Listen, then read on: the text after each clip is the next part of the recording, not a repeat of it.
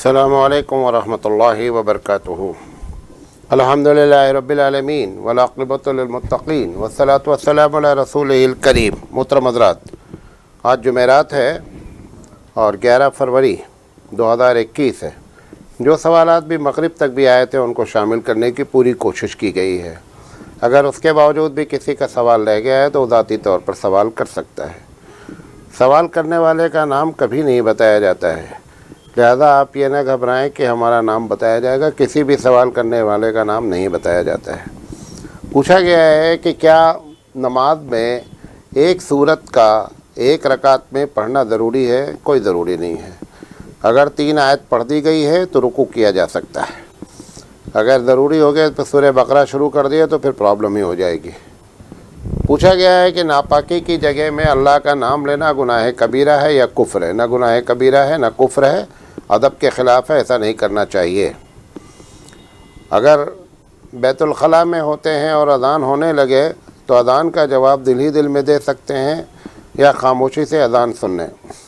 بیت الخلاء میں نہ اذان کا جواب دینا چاہیے نہ دل میں، اور اذان کا جواب دینا واجب نہیں ہے، سنت ہے۔ لہذا آپ جہاں بیٹھے ہوئے ہیں وہاں پر اللہ کا نام لینا غلط ہے، نہیں لینا چاہیے ایسی ناپاک جگہ پر۔ پوچھا گیا اگر فجر کی سنت رہ جائے تو کیا طلوع آفتاب کے بعد پڑھنا چاہیے؟ حدیث میں آتا ہے کہ فجر کی نماز کے بعد کوئی نماز نہیں حتیٰ تطلع الشمس، صحیح حدیث ہے یہ۔ لہذا اگر فجر کی سنت کسی کی چھوٹ گئی ہے تو احناف کا اسی پر مسلک ہے، اسی حدیث پر، کہ نماز فجر کی سنت اگر اسے پڑھنا ہی ہے تو وہ فجر کی نماز ختم ہو جائے، سورج نکل آئے، سورج نکلنے کے بعد بھی 10-12 منٹ 15 منٹ گزر جائے، اس کے بعد سنت ادا کرنی چاہیے۔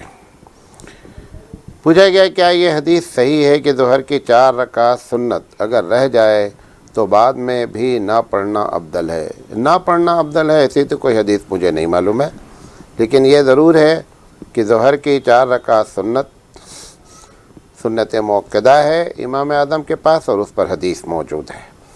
لہذا اگر وہ 2-4 رکعت رہ جائے تو فرض کے بعد 2 رکعت پہلے سنت پڑھیں، پھر وہ 4 رکعت سنت پڑھیں۔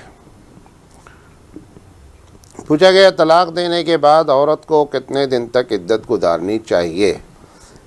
کیا عدت گزارنا ضروری ہے؟ عدت فرض ہے گزارنا۔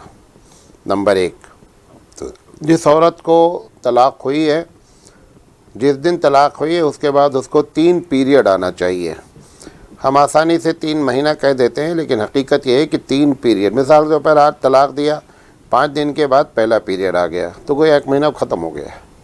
اب 2 پیریڈ اس کو اور آ جائیں تو 3 پیریڈ ہو جائے گا، عدت اس کی ختم مانی جائے گی۔ پوچھا گیا ہے کہ تبلیغ والے صرف جماعت میں لے جانے کی بات کرتے ہیں، کیا ہمیں غیر عالم سے کچھ سیکھنا صحیح ہوگا جبکہ ہمارا علم عالم کے بیانات سے ملا ہے؟ اس سوچ سے جماعت میں نکلنے سے پیچھے ہٹ جاتا ہوں، کیا یہ کرنا صحیح ہے؟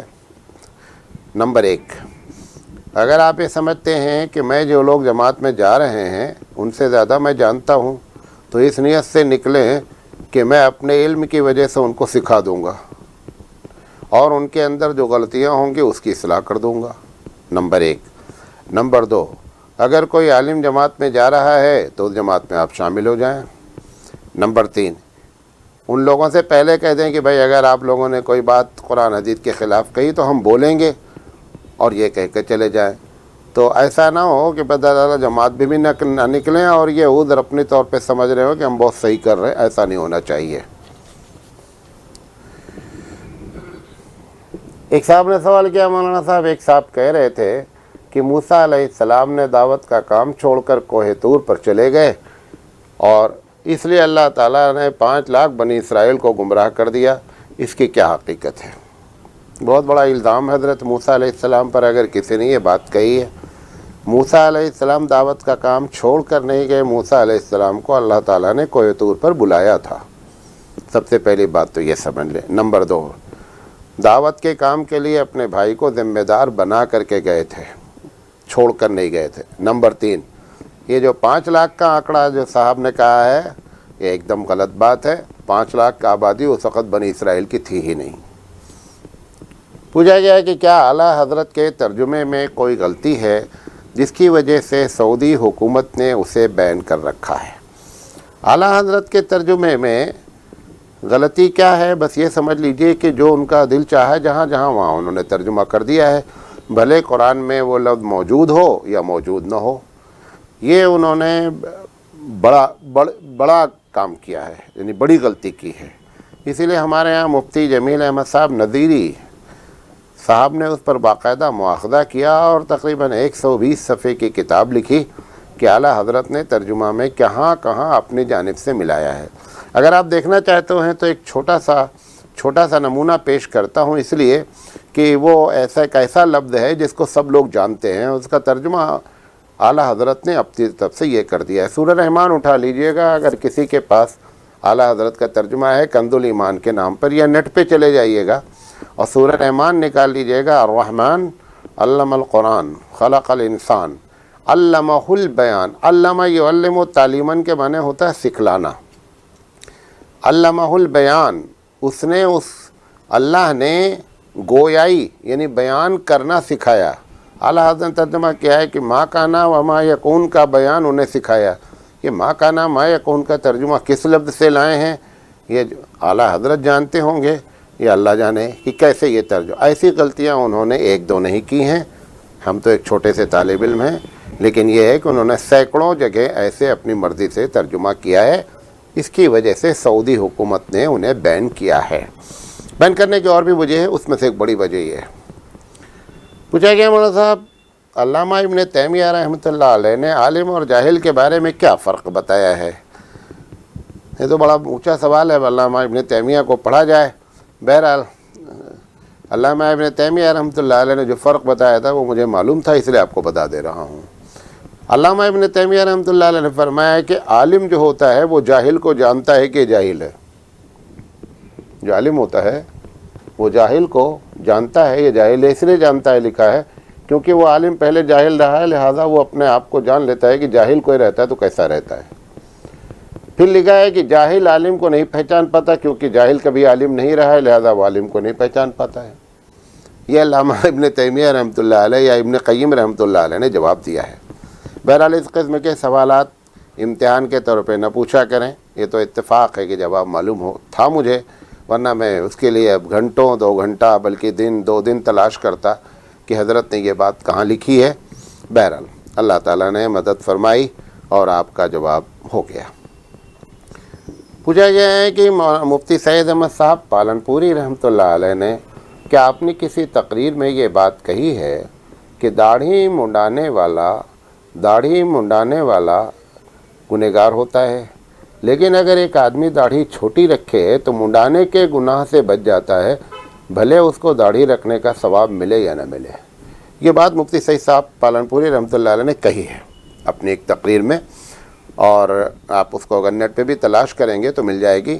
آج کل ان کی کلپ بہت چل رہی ہے، تو اس میں انہوں نے یہ بات کہی ہے کہ داڑھی اگر کسی آدمی نے چھوٹی رکھی ہے تو منڈانے کا گناہ اسے نہیں ہوتا ہے۔ یہ الگ بات ہے، ثواب ملے نہ ملے وہ ایک الگ مسئلہ ہے، لیکن منڈانے کے گناہ سے محفوظ رہنا بھی ایک بہت بڑی چیز ہے، کیونکہ فاسق ہوتا ہے آدمی جو منڈاتا ہے برابر، وہ فاسق ہوتا ہے۔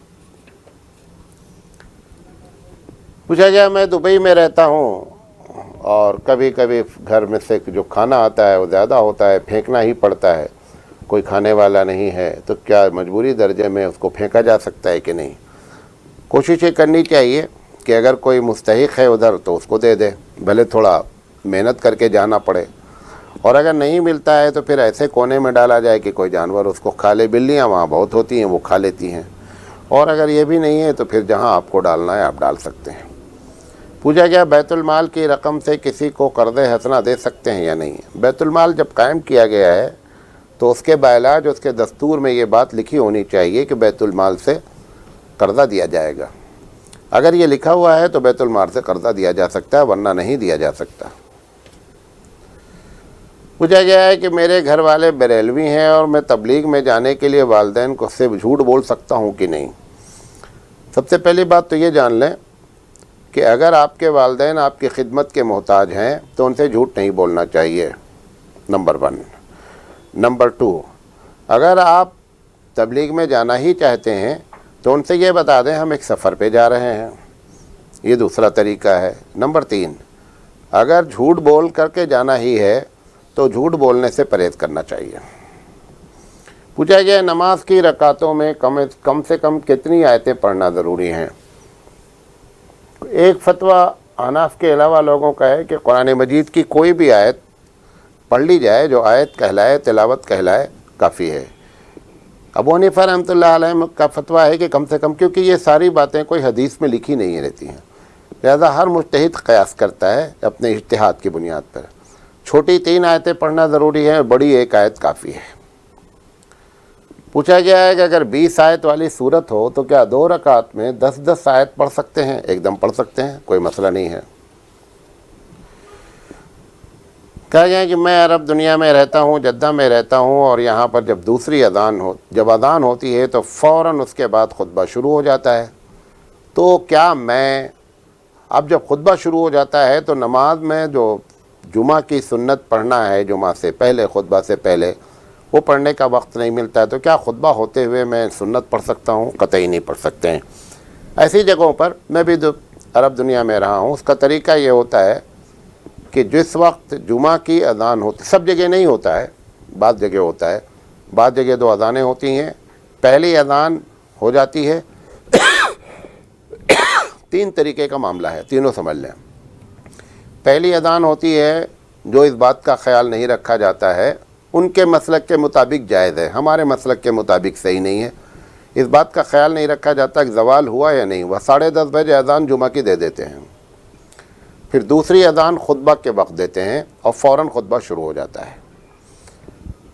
بعض عرب دنیا میں یہ ہے کہ زوال کے بعد اذان ہوتی ہے اور 10-15 منٹ کا وقفہ ہوتا ہے، پھر اس کے بعد دوسری اذان ہوتی ہے اور خطبہ شروع ہو جاتا ہے، اس میں کوئی پرابلم نہیں ہوتی ہے، جب پہلی اذان ہو تو آپ سنت اپنی پڑھ لیں۔ اور تیسری شکل جو آپ پریشان ہیں کہ اذان ہوتی ہے فوراً خطبہ ہوتا ہے، تو اذان ہونے سے پہلے زوال کا وقت ہو چکا ہے، لہذا آپ اذان کا انتظار نہ کریں، اپنی سنت پڑھ لیں۔ کوئی سنت پڑھنے کے لیے جمعہ کی اذان کا ہونا ضروری نہیں ہے، بلکہ جمعہ کا وقت کا ہونا ضروری ہے۔ جمعہ کا وقت وہی ہوتا ہے جو ظہر کا وقت ہوتا ہے۔ پوچھا گیا ہماری مسجد میں کچھ لوگ اہل حدیث لوگ ہیں، وہ لوگ ہر نماز میں جماعت ہونے کے بعد دوسری جماعت کرتے ہیں۔ سوال یہ ہے ہم کام کی وجہ سے خاص کر مغرب میں لیٹ پہنچے تو ان کی دوسری جماعت میں شامل ہو سکتے ہیں کہ نہیں؟ شامل ہو جائیں، لیکن ایسے بار بار جماعت نہیں کرنا چاہیے۔ جان بوجھ کر کے کہ پہلی جماعت کو چھوڑ دینا اور دوسری جماعت کرنا، یہ صحیح نہیں ہے۔ آپ دیکھیں کہ اللہ کے رسول صلی اللہ علیہ وسلم نے فرمایا کہ جو لوگ جماعت میں شامل نہیں ہوتے ہیں، میرا دل چاہتا ہے کہ میں ان کے گھروں کو آگ لگا دوں۔ یہ صحیح حدیث ہے۔ اللہ کے رسول یہ بات بھی کہہ سکتے تھے کہ جو لوگ جماعت میں شامل نہیں ہوتے ہیں تو ان کو چاہیے کہ جب مسجد میں آئیں تو دوسری جماعت کر لیں اور تیسری جماعت کر لیں، لیکن اللہ کے رسول صلی اللہ علیہ وسلم نے اس طریقے سے کوئی قولی حدیث نہیں فرمائی۔ صرف ایک آدھ حدیث ایسی ہے کہ اللہ کے رسول صلی اللہ علیہ وسلم کے سامنے ابو بکر صدیق رضی اللہ تعالیٰ عنہ موجود تھے، ایک صاحب لیٹ آئے، وہ نماز پڑھنے لگے، حضرت ابو بکر صدیق رضی اللہ تعالیٰ عنہ سے کہا کہ آپ ان کے ساتھ شامل ہو جائیے، بس اتنی بات ہے۔ لیکن یہ جو عادت بنا لی گئی عرب دنیا میں، باقاعدہ اب ایک بورڈ بنا دیا ہے انہوں نے، اور پتہ چلا اس کے آگے ظہر لکھا رہتا ہے، عصر لکھا رہتا ہے، اور وہ اس کو بورڈ کو بدلتے رہتے ہیں اور نماز پڑھتے رہتے ہیں، واللہ عالم۔ بہرحال یہ اچھا طریقہ نہیں ہے۔ اسے احناف کا جو مسلک ہے وہ مستند ہے اس معاملے میں کہ اللہ کے رسول صلی اللہ علیہ وسلم نے آپشن نہیں دیا کہ اگر جماعت چھوٹ گئی تو دوسرا آپشن موجود ہونا چاہیے تھا کہ نبی کریم صلی اللہ علیہ وسلم کو کہنا چاہیے تھا کہ آپ گھبرائیں نہیں، اس کے بعد آپ لوگ 2-4 لوگ پھر رک جائیں اور دوسری جماعت بنا لیں۔ ایسی کوئی حدیث ہمارے پاس موجود نہیں ہے۔ اس بنیاد پر امام اعظم علیہ الرحمہ کا فتویٰ یہ ہے کہ اگر جماعتیں ایسی گاؤں میں خاص کر بننے لگیں گی تو نتیجہ یہ نکلے گا کہ فتنے کا دروازہ کھل جائے گا، لہذا دوسری جماعت نہ کی جائے۔ نمبر 2، انہوں نے اس کا آپشن بھی رکھا کہ اگر شہر اور بازار کی مسجد ہے، شہر نہیں بازار کی اگر مسجد ہے جہاں پر مصلیان فکس نہیں ہیں، ہر نماز میں مصلی بدلتا رہتا ہے، ایسی جگہ پر اگر 2-4 لوگ رہ گئے ہوں تو دوبارہ جماعت کی جا سکتی ہے۔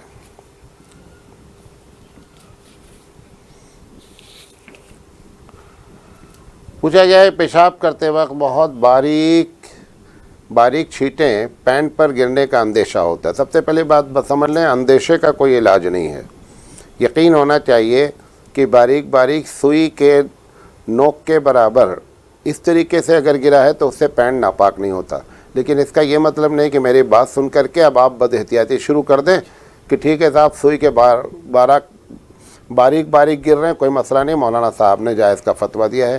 یہ مجبوری درجے میں اگر ایسا ہو گیا ہے تو یہ سمجھ کر نماز نہ چھوڑی جائے، نماز ادا کر دی جائے. پوچھا گیا جو مسلمان عیسائیوں کے ساتھ کام کرتے ہیں تو اس پر ان کو اسلام کی دعوت دینا فرض ہے؟ پورے دنیا پر مسلمانوں کو اسلام کی دعوت دینا چاہیے. ایک دعوت ہوتی ہے قولی، ایک دعوت ہوتی ہے عملی. آپ عیسائیوں کے ساتھ رہتے ہیں، آپ مسلمان بن کر کہہ رہے ہیں یہی دعوت ہے. کوئی ضروری نہیں ان کو بیٹھائیں کہ بیٹھو میں تمہیں اب اسلام کی بات بتانا چاہتا ہوں، یہ ضروری نہیں ہے.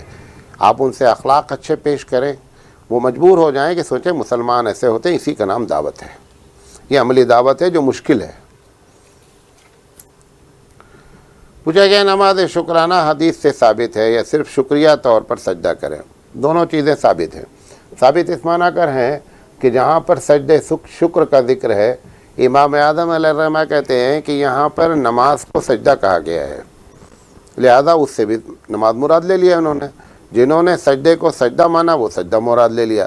لہذا یہ کوئی اتنا سخت ترین مسئلہ نہیں ہے، شکرانے کے طور پر سجدہ بھی کیا جا سکتا ہے اور نماز بھی پڑھی جا سکتی ہے. پوچھا گیا ہے کہ ایک امام صاحب ہیں جن کو سلسلۃ البول کی بیماری ہے، یعنی لگاتار 5-7 منٹ پر ہمیشہ پیشاب کے قطرے ٹپکتے رہتے ہیں، تو کیا ایسے شخص کو امامت کرنا درست ہے؟ ایسے شخص کو امامت نہیں کرنی چاہیے اور کوئی دوسرا کام کرنا چاہیے. پوچھا گیا ہے کہ میں سنی ہوں، اہل حدیث کے پیچھے نماز ہو جاتی ہے یا نہیں ہے؟ اس کے پہلے بھی اس کا جواب دیا تھا کہ یہ تو اہل حدیث کو پوچھنا چاہیے کہ سنی کے پیچھے نماز ہوتی کہ نہیں ہوتی، کیونکہ شرک سارے کے سارے کرو، بدعت سارے کے سارے کرو، اور نماز تو اس کے پیچھے نہیں ہوگی جو شرک کرتا ہو، جو بدعت کرتا ہو. اہل حدیث کم سے کم شرک و بدعت سے تو پاک ہے، تو نماز نہ ہونے کا کوئی سوال نہیں. ایک بات. دوسری چیز یہ ہے کہ ہمارے یہاں کبھی آج تک یہ فتویٰ نہیں دیا گیا کہ اہل حدیث جو ہے وہ اہل سنت والجماعت سے خارج ہے، یہ جملہ بھی نہیں کہا گیا. لہذا کوئی وجہ نہیں نماز نہ ہونے کی. وہ ضرور ان کو چاہیے کہ وہ آپ کے پیچھے نماز نہیں پڑھیں، کیونکہ ان کے یہاں یہ ہے کہ مشرک کے پیچھے نماز نہیں ہوتی، بدعتی کے پیچھے نماز نہیں ہوتی. تو ان کو یہ عمل کرنا چاہیے اہل حدیث حضرات کو کہ وہ سنی کے پیچھے نماز نہ پڑھیں.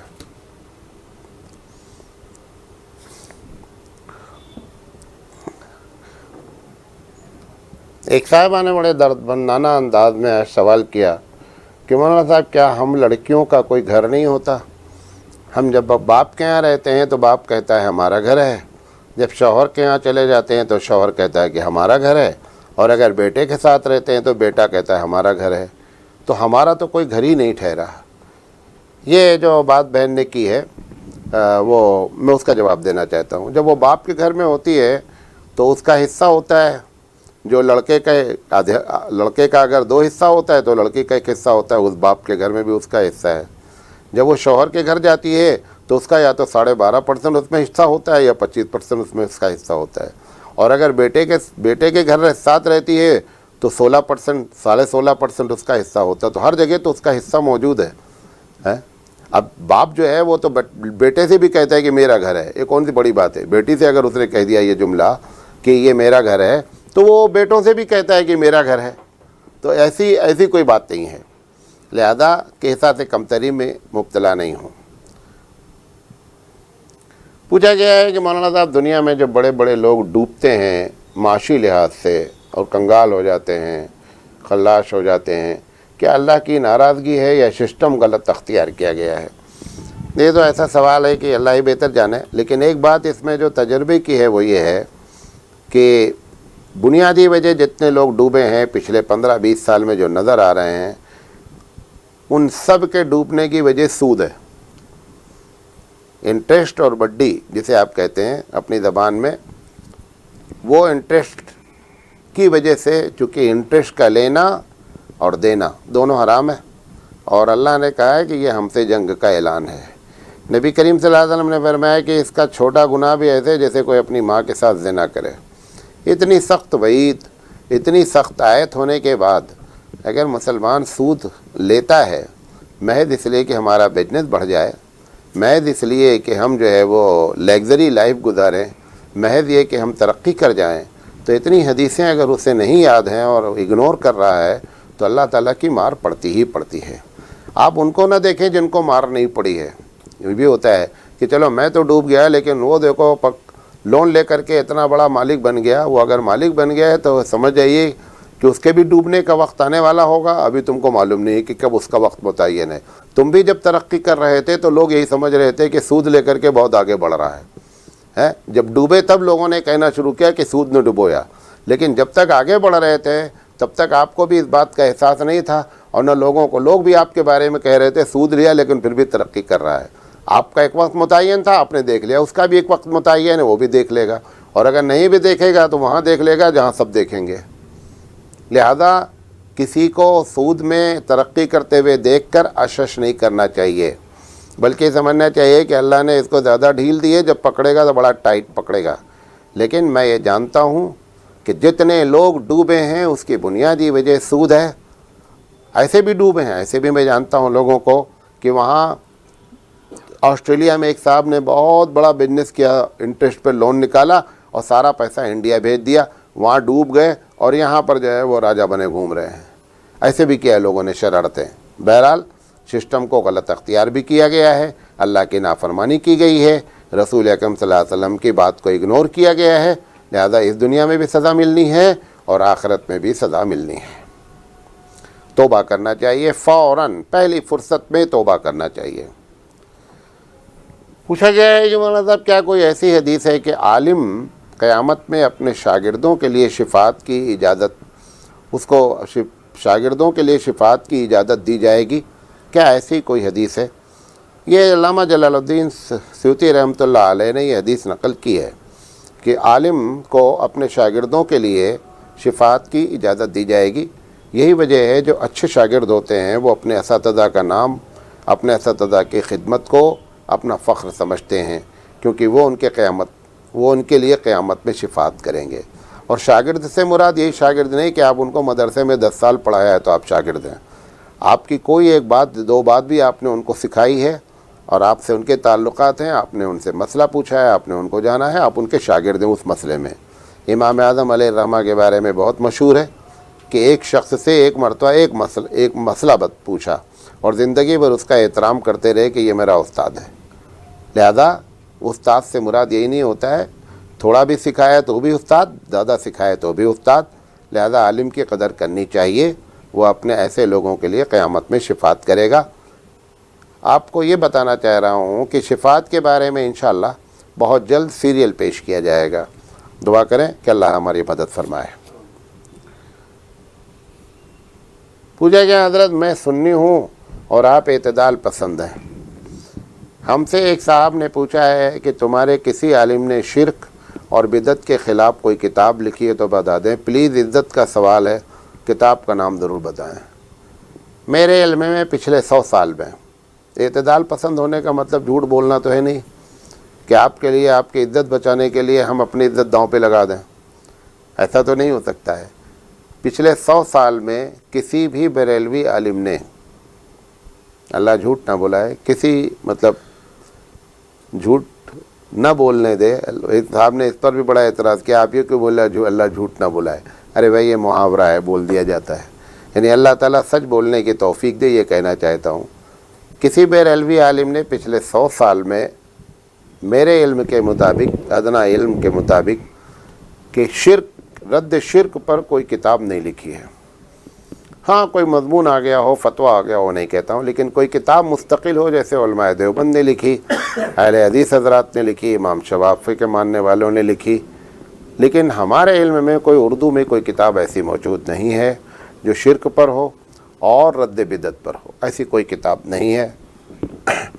تو میں آپ کی عزت جو بچانے کی بات ہے تو آپ ان سے صحیح بات کا اعتراف کر لینا ہی عزت کا بچانا ہے، جھوٹ بول کر عزت بچانا کوئی بچانا نہیں ہوتا ہے۔ پوچھا گیا مولانا صاحب آج کل جو برقع پہنا جاتا ہے بہت ٹائٹ ہوتا ہے، تو کیا یہ برقعے کے حکم میں ہے؟ یہ تو برقع ایسا ہے جو خود برقعے کا محتاج ہو گیا ہے۔ یہ برقع ایسا ہے کہ جس کا ایسے برقعے جو کمر سے لے کر کے ہپ تک کا سب ڈیزائن بتاؤں، یہ تو خود ایک برقعے کے محتاج ہو گئے ہیں بیچارے۔ آپ یہ سمجھ لیجیے جمپر کے اوپر ایک جمپر اور پہن لیا ٹائٹ، پہلی والی جمپر چھوٹی تھی، دوسری والی جمپر کیا ہے لمبی ہے، اس برقع پہننے سے کوئی پردے کا کوئی فرق نہیں پڑتا ہے، پردہ کرنا نہ پردہ کرنا دونوں برابر ہے۔ ایک صاحب ہم سے بہت ناراض ہیں اور بہت کچھ ہم کو لکھتے ہیں، لیکن ہم نے بھی اللہ تعالیٰ سے یہ کہہ دیا ہے کہ اللہ تعالیٰ وہ جتنا چاہیں مجھے بولیں، میں کچھ نہیں بولوں گا۔ روزانہ مجھے نہیں تو کم سے کم ہفتے میں 2 مرتبہ اریٹیٹ کرتے ہیں اور بہت کچھ کہتے ہیں جو ان کی زبان میں آتا ہے۔ کبھی الزام ہوتا ہے، کبھی کچھ بات صحیح بھی ہوتی ہے، اور صرف ایک وجہ ہے کہ میں نے ایک دن جماعت اسلامی کے بارے میں یہ کہہ دیا تھا کہ جماعت اسلامی جو ہے وہ کوئی ایسی جماعت نہیں ہے کہ جس کو گمراہ کہا جائے۔ بس اتنا کہنے سے وہ ناراض ہو گئے ہیں۔ بہرحال ہم آج پھر کہہ رہے ہیں کہ جماعت اسلامی کوئی گمراہ جماعت نہیں ہے، اور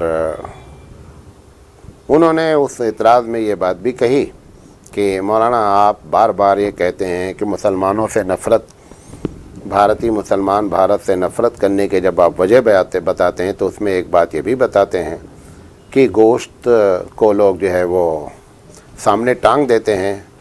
اس پر وہ صاحب کو بہت سخت غصہ ہے کہ جب اللہ نے قرآن تو آپ منع کیوں کرتے ہیں؟ اللہ نے گوشت کھانے کی اجازت قرآن حدیث میں دی ہے، رسول نے دی ہے، تو آپ منع کیوں کرتے ہیں؟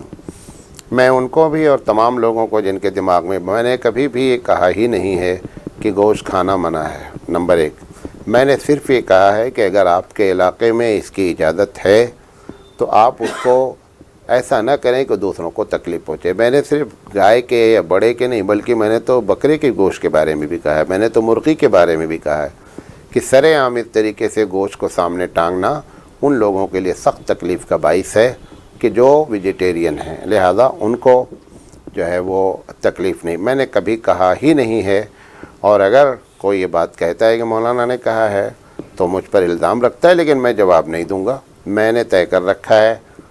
وہ مجھے کہتے ہیں کہ آپ میری بات کا جواب دیں، آج بھی جب یہ سنیں گے تو کافی باتیں کریں گے وہ، لیکن میں نے اپنا معاملہ اللہ پہ ڈال رکھا ہے۔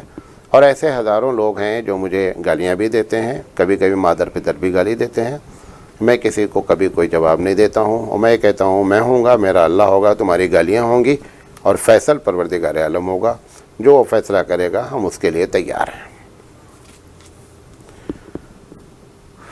پوچھا گیا مولانا شادی سے پہلے جو لڑکے اور لڑکی کو ہلدی لگائی جاتی ہے کیا یہ درست ہے؟ یہ بات سمجھ لیجئے، یہ علاقائی رسمیں ہیں، اور رسموں میں اگر کچھ چیزیں نہ ہوں تو رسموں کی اجازت دینی چاہیے۔ نمبر 1، جو بھی کام اس میں کیا جا رہا ہو وہ شریعت کے خلاف نہ ہو۔ مثال کے طور پر اگر ہلدی لڑکی کو لگائی جا رہی ہے اور وہاں پر مرد بھی موجود ہیں، لڑکے بھی موجود ہیں، اور اس میں ہنگامہ ہو رہا ہے، یہ ناجائز ہے، شریعت کی خلاف ورزی نہ ہو، نمبر 1۔ نمبر 2، لازم سمجھ کر نہ لگایا جا رہا ہو، نمبر 2، اور اس میں اسراف نہ کیا جا رہا ہو۔ اگر ایسا ہے تو پھر ایسی شکل میں لڑکا اگر ہلدی اس وجہ سے لگائے کہ جو ہماری شادی ہو رہی ہے، ہمارے ہاتھ نرم ہو جائیں، ہمارا رنگ کھل جائے، یا لڑکی اس لحاظ سے لگا رہی ہے تو لگایا جا سکتا ہے۔ اور اگرچہ میری باتوں کو علماء بہت سے علماء نہیں قبول کرتے ہیں، لیکن میں کہتا ہوں ایسے جن چیزوں میں فلیکسیبلٹی ہوتی ہے، جس چیزوں میں نرمی ہوتی ہے، اس میں ہم کو سختی نہیں برتنی چاہیے، نرمی اختیار کرنی چاہیے۔ تو یہ کوئی ایسا ثواب سمجھ کے نہیں کرتے ہیں، بدعت سمجھ کے، یہ ایک فن ہے، اور یا اس میں یہ لڑکی کے لیے خاص کر یہ ہے کہ اس کا ہاتھ نرم ہو جاتا ہے، رنگ کھل جاتا ہے۔ تو اگر اس میں شریعت کی مخالفت نہ ہو، یعنی اختلاط نہ ہو، میوزک نہ ہو، ہنگامہ نہ ہو، یہ سب چیزیں اگر نہیں ہوں تو پھر میری سمجھ سے اس جائز ہے، مباح، جائز نہیں کہیے، مباح ہے۔ پوچھا گیا مولانا صاحب عورت کو حدیث میں ناقص العقل کہا گیا ہے، جبکہ ان کی حالات ان کے بارے میں قرآن میں کہا گیا ہے کہ ان کیدکن عظیم، کہ عقل کے لحاظ سے حدیث میں آیا ناقص العقل ہیں، قرآن کہہ رہا ہے بڑی چالاک ہوتی ہیں۔ موتھانی رحمۃ اللہ نے اس کا جواب دیا ہے۔ موتھانی رحمۃ اللہ علیہ کہتے ہیں کہ عقل ہونا الگ ہے اور چالاکی ہونا الگ ہے۔ چالاکی میں مفاد وابستہ ہوتا ہے، اور عقل میں جو ہے وہ حقیقت میں آپ کا مزاج کیسا ہوتا ہے۔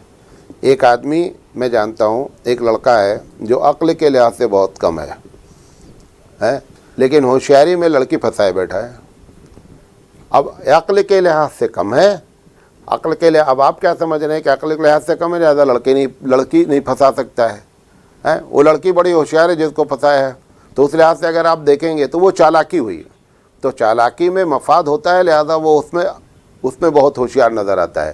چالاکی الگ چیز ہوتی ہے اور عقل الگ چیز ہوتی ہے، حضرت نے فرمایا۔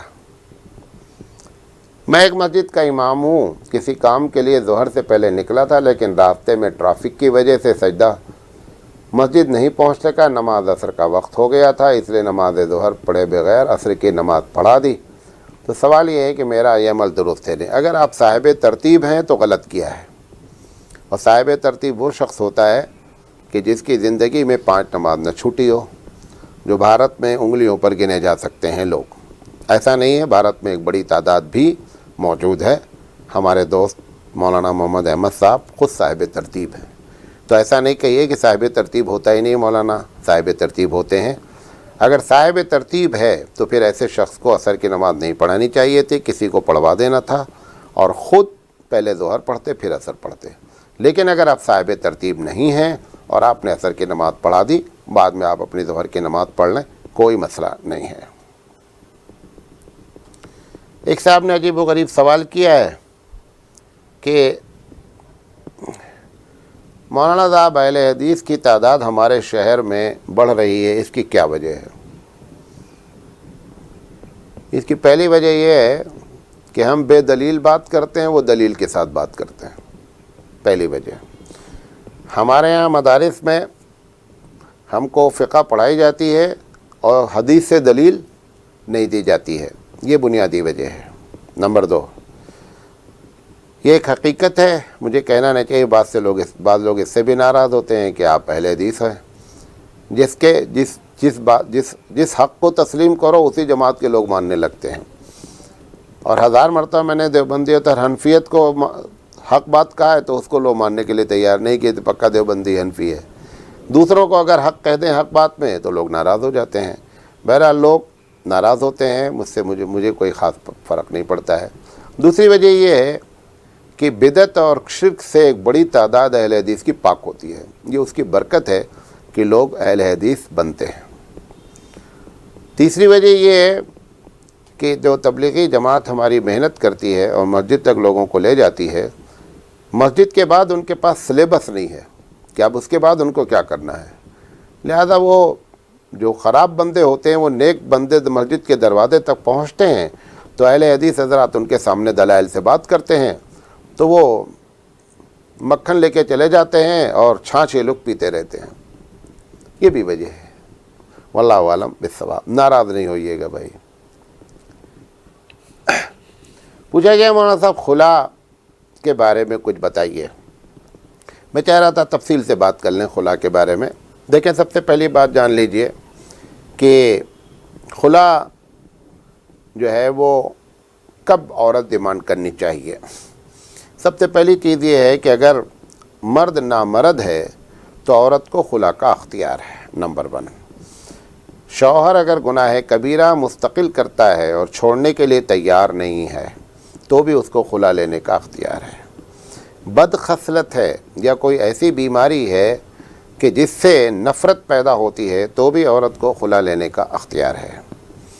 شرعی لحاظ سے وہ رکھ نہیں پاتا ہے، یعنی خرچہ پانی نہیں دے پاتا ہے تو بھی اس کا خلا کا اختیار ہے، یعنی روٹی کپڑا اور مکان دینے کے لیے تیار نہیں ہے تو بھی اس کو اختیار ہے۔